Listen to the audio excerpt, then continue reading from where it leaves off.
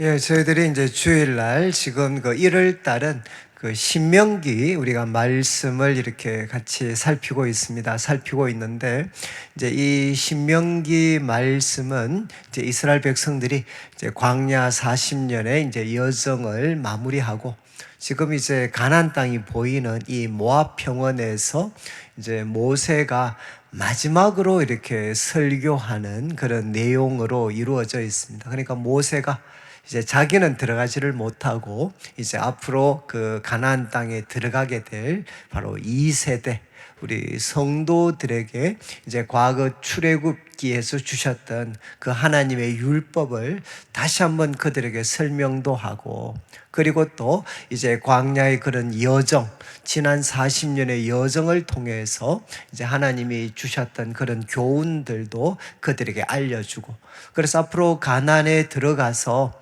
정말 이제 하나님이 원하시는 그런 적각꿀이 흐르는 그런 거룩한 나라를 세울 수 있도록 이제 교훈하고 계시는 이제 내용이 이 신명기서의 이제 말씀입니다. 신명기의 말씀인데 이제 이 내용이 사실 굉장히 그 방대한 내용이기 때문에 아마 여러분들이 이제 읽으시면서 사실 쉽지 않는 그런 내용인데, 이제 그 신명기는 일단 처음에는 첫 부분은 1장부터 4장까지, 이제 1장부터 4장까지는 이제 이미 말씀을 들으셨겠지만 이제 40년 여정입니다.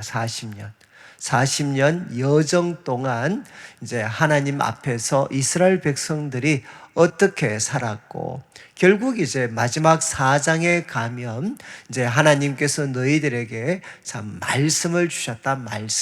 말씀을 주셨는데 그때 어떤 우상도 너희들이 보지를 못했고, 그러니까 참 너희들이 이제 이 하나님 앞에 이런 어떤 말씀을 너희들에게 주신 그런 거룩한 그런 하나 이제 백성이 됐다. 1장부터 4장까지는 이제 40년의 여정입니다. 여정. 그리고 5장부터 시작을 해서 이제 11장까지, 5장부터 시작을 해서 11장까지는 이제 이 율법에 대한 가르침인데 일반적인 원리를 가르치는 내용입니다. 일반적인 원리. 그러니까 우리 5장 같은데 나중에 여러분들이 보시면 5장에 10계명이 한 번 더 반복이 됩니다. 10계명이 거기에서 한 번 더 소개가 되고, 그리고 이제 6장 같은데 가면 우리가 보통 쉐마라고 알려진 쉐마 이스라엘아 들으라, 하나님 한 분이시니까. 여러분, 우리 하나님의 백성들이 해야 될 가장 중요한 일은 마음과 뜻과 힘을 다해서 하나님을 이렇게 사랑하는 것이다. 그러니까 이 쉐마 이스라엘, 그러니까 율법 중에 가장 큰 계명을 이제 이 6장에서 이렇게 소개를 합니다. 소개. 그리고 이제 7장 정도 가면 이제 모세가 무슨 이야기를 하는가 하면 이제 이스라엘 백성들이 앞으로 이제 가나안 땅에 들어가게 되는데, 정말 이 가나안 땅에 들어가게 됐을 때 여러분 이제 하나님 한 분만을 섬겨야 되는데 가장 큰 위험은 무엇이겠습니까?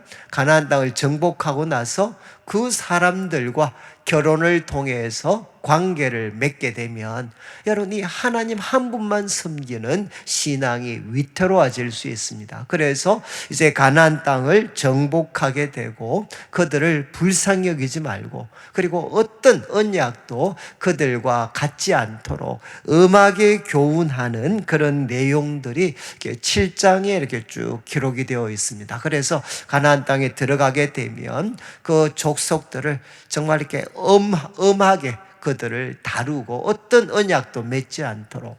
그리고 이제 8장에 가면 여러분 이제 그 강조점이 어디에 있는가 하면 겸손에 있습니다. 겸손. 나중에 이스라엘 백성들이 가나안 땅 차지하게 되면 야, 우리가 그만한 자격이 있어가지고 이제 그 땅을 차지했을 거다라는 생각을 이스라엘 백성들이 할 수 있습니다. 그래서 그들이 가나안 땅을 차지했을 때 마음에 교만해질 수 있는데, 그들에게 이제 이 모세가 이야기하죠. 야, 하나님께서 너희들 40년 동안, 그리고 또 이제 그 광야에서 만나를 먹게 하셨다. 이 40년 동안 하나님이 가르쳐 주신 게 무엇이냐? 너희들을 바로 낮추시는 것, 너희들을 낮추시고 줄이게 하셔서 하나님 한 분만 의지하며 살 수 있는 사람이 되도록 훈련시키신 과정이다. 그래서 이 8장에서는 하나님께서 너희들을 정말 낮추시고 훈련시키셨기 때문에 나중에 가나안 땅을 차지하더라도 절대로 교만해서 하나님 떠나는 일이 없어야 된다라는 것을 8장에서 교훈을 합니다.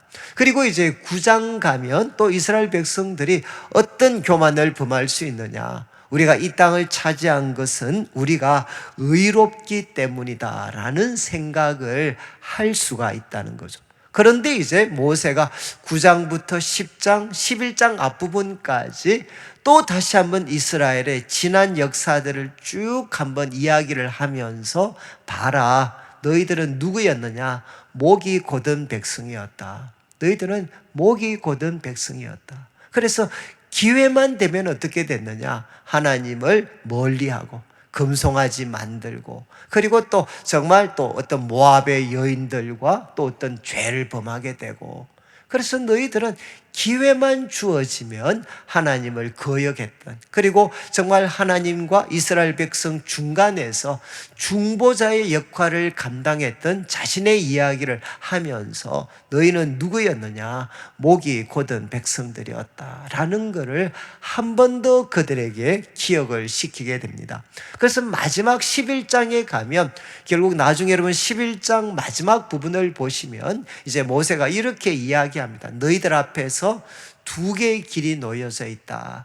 여러분, 순종을 통해 복을 받을 수 있는 길이 있고, 그리고 불순종을 통해서 저주를 받고 화를 받는 길이 너희들 앞에 놓여져 있다. 그러니까 그 두 길 중에 바로 생명의 길을 선택하도록 하는 가르침으로 이제 11장까지 가르침이 마무리가 됩니다. 그러니까 5장부터 시작을 해서 11장까지는 하나님 한 분만 사랑해야 된다라는 그 가르침을 다양한 어떤 측면에서 이제 모세가 교훈을 주었습니다. 그리고 이제 12장부터 28장까지는 뭔가 하면 세부 내용입니다. 세부 내용.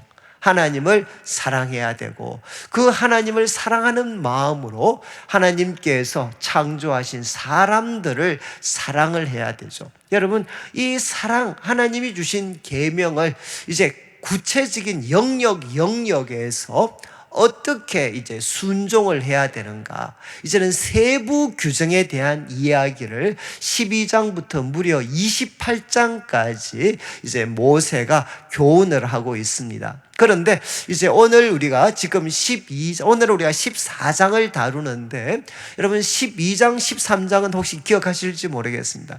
여러분 12장을 한번 펴보시면 12장은 여러분 이제 그 세부적인 가르침 첫 번째 내용이 12장인데, 이제 이 12장은 저를 한번 보시고 제가 요약을 하면 앞으로 너희들이 가나안에 들어가면 예배를 드리게 된다는 겁니다. 하나님께 번제라든가 예배를 드리게 됩니다.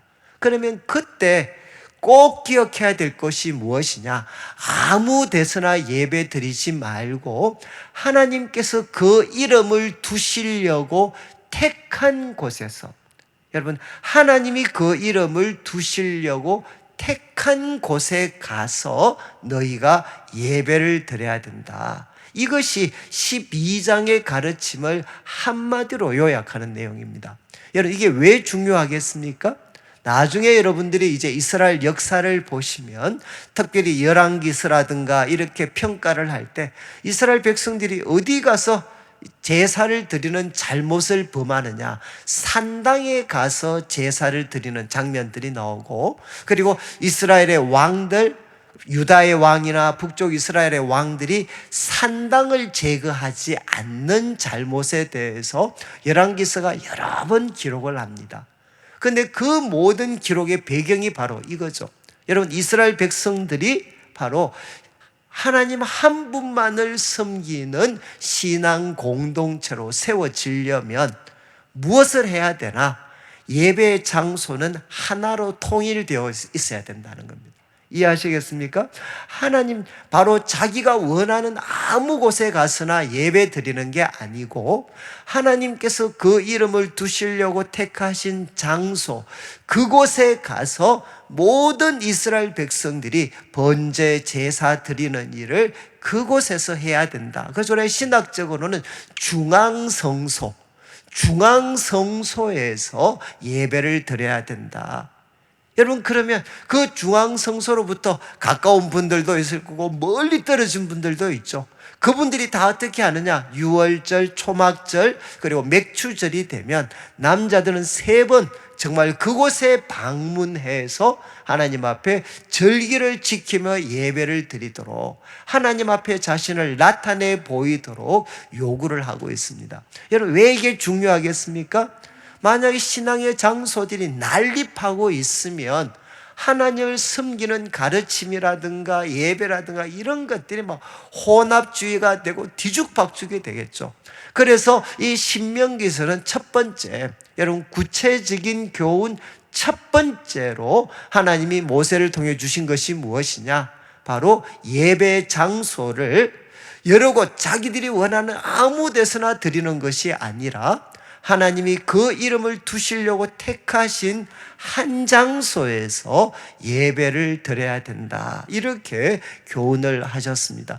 여러분, 이것은 이제 오늘날 같으면 우리가 예수님 한 분으로 예수님 한 분을 통해서 예배를 드리는 건데, 그런데 이제 기억하셔야 되는 것은 지금도 여러분 우리 한국 교회가 정말 이렇게 하나님께서 허락하신 교회 공간 안에서 이런 신앙의 훈련들이 이루어져야 되는데, 이것들이 이제 소위 말해서 막 도처로 자기가 원하는 곳으로 막 들어가서 난립되기 시작을 하면 어떻게 되느냐?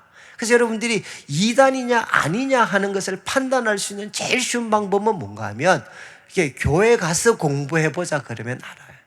교회 가서 우리가 하나님께서 법으로 세우신 이런 목회자들과 함께 같이 교회 성도들과 함께 공부해보자 라고 할 때, 여러분, 대부분의 이단들은 무엇이냐? 그것을 피하게 되어 있습니다. 여러분, 이제 지금 12장에서 모세를 통해 하나님이 주신 첫 번째 구체적인 율법에 대한 가르침 1번은 예배를 드릴 때 하나님이 그 이름을 두시려고 택하신 곳에서 예배를 드려야 된다. 이게 이제 12장 내용입니다. 그리고 13장 내용은 뭔가 하면, 여러분이 이제 바로 이 하나님 한 분만 섬겨야 되는데 13장을 보면 바로 유혹하는 사람들이 나타나게 된다는 거죠. 그래서 13장의 1절부터 한번 보시죠. 1절을 보시면 거기에 선지자, 꿈꾸는 자가 이적과 기사를 보이면서 결국 뭐라고 이야기하느냐? 하나님이 아니라 우상을 섬기도록 부추길 때, 그때 어떻게 해야 되나? 여러분, 선지자와 꿈꾸는 자가 이적과 기사를 보이면서 하나님 외에 우상을 섬기도록 요구할 때 어떻게 해야 되나? 그 꼬임에 넘어가지 말고 그를 죽여라. 이렇게 이제 명령하시는 내용입니다. 그리고 또 이제 6절부터 시작을 해서 11절까지는 가족들 중에, 사랑하는 가족들 중에 누구라도 우리를 하나님 떠나서 우상을 섬기도록 부추기면, 우리로 말하면 좀 살벌한 내용이지만 그거 알리고, 그게 사실이면, 정인이 있으면 그 사람 바로 하나님이 심판하시도록, 돌로 쳐 죽이도록. 그리고 또 이제 12절부터는 한 성읍이 하나님 아닌 우상을 섬긴다는 이런 소문을 듣게 될 때 거기 가서 사실을 확인하는 절차를 밟아서 만약에 그것이 사실이면 그 성을 멸하도록 만드는 거죠. 여러분, 이것이 13장의 내용입니다. 이 가르침이 주는 교훈은 무엇이겠습니까? 어떤 것도, 여러분, 그게 소위 선지자, 꿈꾸는 자 같은 지식인, 아니면 표적과 기사를 동반한 능력자의 모습을 가졌다 할지라도, 그리고 가장 가까운 가족의 모습을 가졌다 할지라도 우리로 하여금 하나님을 떠나서 하나님 아닌 우상을 섬기도록 부추길 때 그들에 대해서 단호한 입장을 취해야 된다라는 것이 13장의 가르침입니다. 그러니까 최소한 이스라엘 백성들에게죠. 이스라엘 백성들, 가나안 땅에 들어가게 될 이스라엘 백성들에게 어떤 사람도, 어떤 표적과 기사를 행하는 사람이라 할지라도, 아무리 가까운 사람이라 할지라도 우리로 하여금 하나님이 아니라 우상을 섬기도록 부추기는 자들에 대해서 단호하게 그렇게 대처를 해라. 이것이 13장의 내용입니다. 13장 내용. 그리고 오늘 다루는 14장 내용은 그냥 아주 간략합니다. 14장 1절 2절 한번 보시죠. 1절을 보시면 너희는 너희 하나님 여호와의 자녀이기 때문에 죽은 자를 위하여 자기 몸을 베지 말며 눈썹 사이 이마 위에 털을 밀지 말라. 이거는 여러분이 이제 고대 우상 숭배는 우리 동양과 조금 비슷한 거는 뭐냐? 제사와 많이 맞물려 있었습니다. 제사 제도. 그러니까 우리도 지금 우리 한국에도 돌아가신 분들에 대해서 제사를 드리잖아요. 그런데 지금 이스라엘 백성들이 있었던 이런 동방의 이런 페르시아라든가 이런 데도 이 죽은 자, 그래서 성경의 죽은 자 숭배는 무엇인가 하면 우리로 말하면 제사입니다. 제사. 죽은 소위 말해서 조상들을 숭배하는 거죠. 그런데 그 죽은 조상들을 숭배할 때 극도의 슬픔을 표현하는 방법 중에 하나가 뭔가 하면 자기 몸을 베는 거였습니다. 자기 몸을 자해하는 거였습니다. 그걸 통해서 극도의 슬픔을 표현하면서 바로 그 신들의 도움과 호의를 요청하는 행동. 이게 나중에 이제 그 엘리야와 정말 바알과 아세라 그들이 막 이렇게 대결을 벌였을 때 바로 지금 신이 반응하지 않으니까 그들이 몸을 막 자해하잖아요. 자해하는 이유가 뭐겠습니까? 그 자해하는 고통을 보면서 신들로 하여금 반응하도록 부추기는 그런 행동이죠. 지금 이제 이야기를 합니다. 여러분 지금 이 말씀은 하나님 너희는 하나님 여호와의 자녀이기 때문에 죽은 자를 위해서 자기 몸을 베거나 눈썹 사이에 털을 미는 이런 소위 조상신을 섬기는 행동들, 그 행동을 본받지 마라. 이렇게 하나님께서 명령을 하셨습니다. 그리고 이제 2절 말씀의 이유를 설명하죠. 왜냐하면 너는 내 하나님 여호와의 성민이다. 하나님의 거룩한 백성이고 여호와께서 지상 만민 중에서 너희들만 택하여서 자기 기업의 백성으로 삼았기 때문에 여호와의 성민이기 때문에 바로 죽은 자를 섬기는 자들의 행동을 본받아서 안 된다. 이렇게 예수님께서 말씀을 하셨습니다. 그러니까 이제 지금 이 말씀은 결국 뭐 단순하게 적용하면 여러분 우상 숭배 그리고 조상 숭배 이런 거 본받지 마라 이렇게 말씀을 하셨어요. 저는 제가 참 이게 헷갈렸습니다. 제가 이게 청년부 할 때 청년들 도울 때 제일 한번 혼란스러웠을 때가 언젠가 하면 이제 한 자매가 저한테 와서 상담을 이제 요청을 했는데 이제 막내딸이었어요. 막내딸. 그런데 아버님이 이제 조금 일찍 막 세상을 떠나셨습니다. 떠나셨는데 그런데 이제 이 막내딸이 제일 아빠에 대한 마음이 많잖아요. 그런데 막내딸한테 꿈에 나타나셨어요. 아버지가 나타나셔서 막 이렇게 너무 배고프고 굶주린 모습을 보여주시면서 나한테 좀 제사 좀 드려라. 내 좀 먹고 살게 좀 해달라. 이렇게 이제 요청을 하셨어요. 꿈에. 그래서 저한테 와서 목사님 어떻게 해야 됩니까? 그래서 제가 이야기를 했죠. 야, 그 아버지가 아니고 귀신이 위장을 한 거야, 위장. 그러니까 다시 한 번 더 나타나면 예수 이름으로 명하는데 귀신아 물러가라. 이렇게 해라. 라고 말은 하겠는데, 여러분, 차마 아버지 모습으로 나타났는데, 예? 막내딸이, 그것도 아버지에 대한 그 좋은 기억들이 많은 애한테 아버지 보고 이 귀신아 물러가라. 아, 이거를 제가 잘 못 시키겠더라고요. 그래. 근데 이게 제가 참 오랫동안 이거에 대해서 답이 없었어요. 야, 이게 정말 그 부모님들이 막 굶주려서 특별히 제삿날 전날 되면 막 이렇게 오실 때 그 나타나시면 배고파 죽겠다 그러면 예수로 명하는데 귀신아 물러가라. 이렇게 답을 해야 되나? 이 도대체 이 아버지 엄마의 모습으로 나타난 귀신은 뭔가? 이게 참 저한테 힘이 들었습니다, 사실은.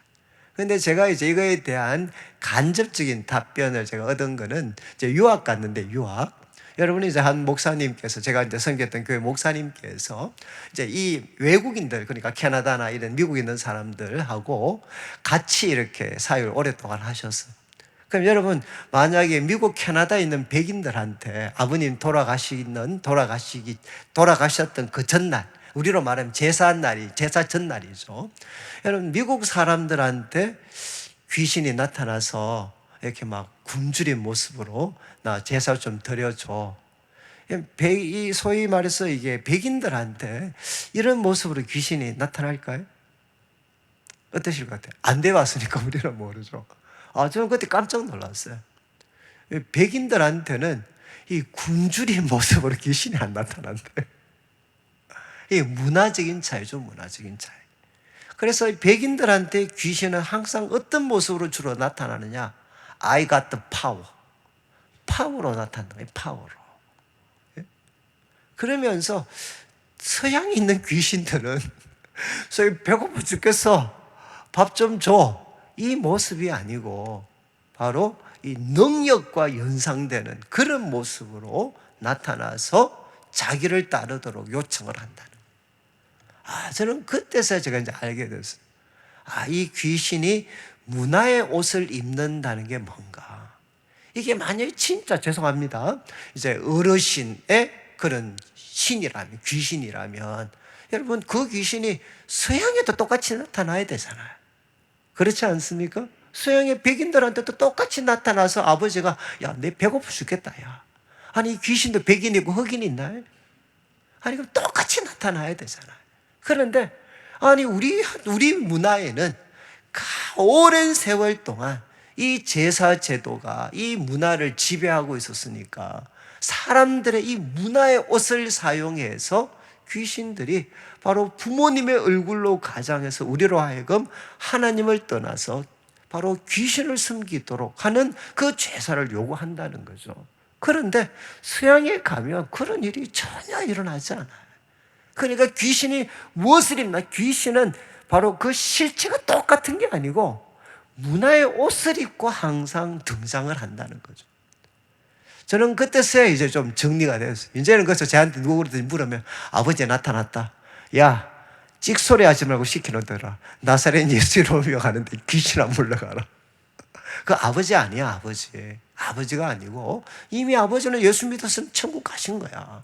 그러니까 바로 문화의 옷을 입고 우리에게 소위 말해서 광명의 천사처럼 아니면 불쌍한 영처럼 가장한 그런 어떤 소위 위장한 그런 귀신, 위장한 귀신에 불과한 거기 때문에 그거에 대해서 분명하게 저는 이제는 말을 할 수가 있는 것 같아요. 여러분 지금 이야기하잖아요. 여러분 이 조상 숭배는 중국에서만 시작된 게 아닙니다. 여러분 세계 역사를 연구하면 바빌론, 아수르, 이런 인도, 동방의 어떤 이런 어떤 쪽에서도 이 조상들을 섬기는 것들은 깊이 있었습니다. 그게 우상 숭배와 밀접하게 연관되어져 있었어요. 그러니까 지금 하나님께서 그 옛날에 이야기하는 거잖아요.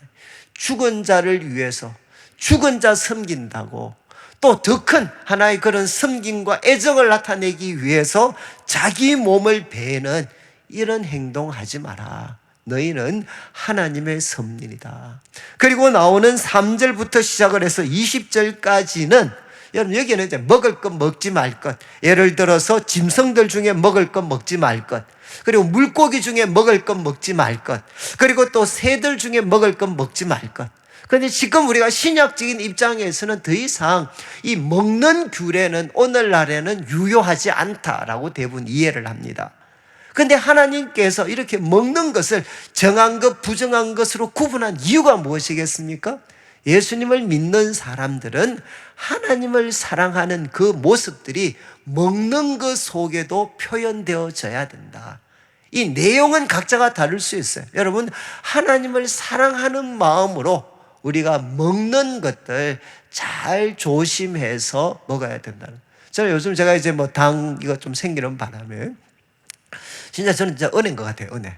제가 만약에 그 1년 반 전에 이 당뇨가 조금 이렇게 조금 높이 안 나왔으면 제 정말 먹는 대로 제가 막 먹었을 것 같아. 제가 그래서 그 상태로 한 1년 정도만 제가 만약에 그냥 갔으면 제가 한 군데 정말 탈났을 것 같더라고요. 제가 이렇게 보니까. 근데 그때 하나님께서 그래도 이제 제가 그 당이 한 150 정도 이렇게 딱 올라가고 나서 제가 그때 마음에 하나님, 떡볶이 먹는 시절 이제 끝났습니다. 떡볶이 먹고 짜장면 먹고 라면 먹는 시절 이제 막 끝났습니다. 이제 제가 좀 조절하겠습니다.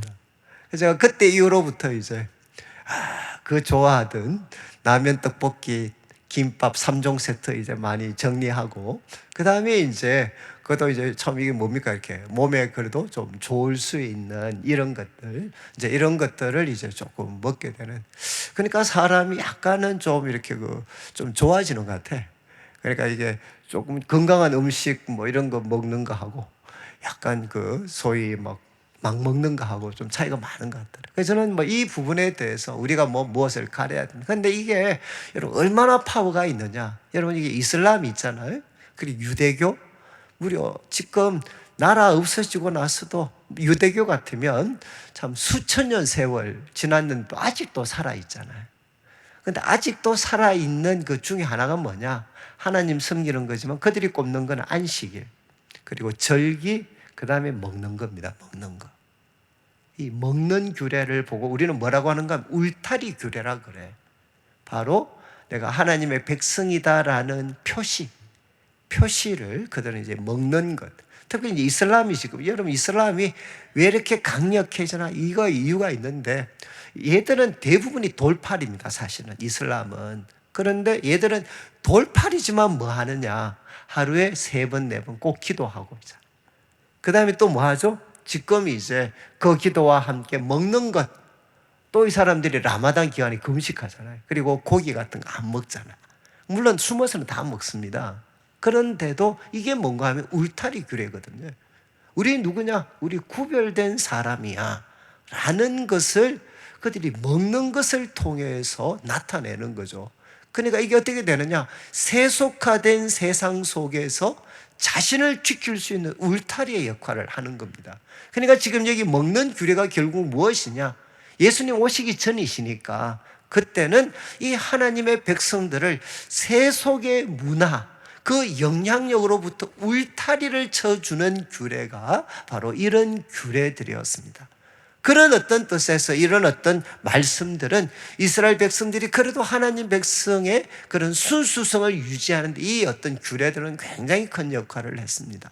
그리고 마지막을 한번 보시면 이제 20절, 21절에 한 번 더 너희는 하나님 여호와의 성민이다. 그러면서 스스로 죽은 모든 건 먹지 마라. 그리고 성중에 거류하는 객들에게도 주지 마라. 그리고 제일 마지막에 나오는 게 너는 염소 새끼를 그 어미의 젖에 삶지 마라.